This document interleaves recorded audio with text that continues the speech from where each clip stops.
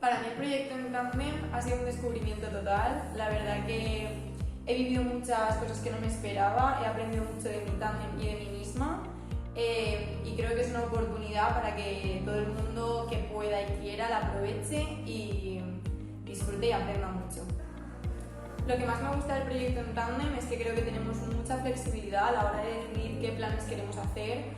las cosas que nos apetecen enseñar a nuestro tándem, entonces es muy personalizado, te lo puedes pasar muy bien, puedes ser un poquito más seria cuando lo consideres y al final crear como dos piezas de puzzle en el que nos entendamos muy bien y que nos enseñemos el uno al otro las cositas en las que podemos flaquear o mejorar.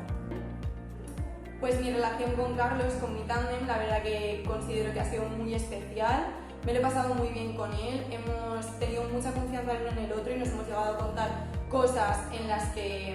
hemos podido entendernos como personas mucho mejor.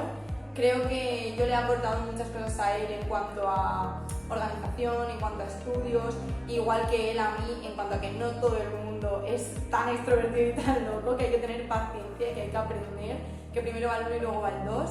Y creo que hemos tenido mucha complicidad desde el principio y que eso ha podido hacer que el proyecto avance mucho más y que nos ayudemos y que saquemos de esto un gran provecho y oportunidad. Creo que este proyecto es una muy buena oportunidad para ver otras realidades que tú no conocías y como he dicho antes, enseñarnos y disfrutar mucho a la vez que conectar y pasarlo muy bien.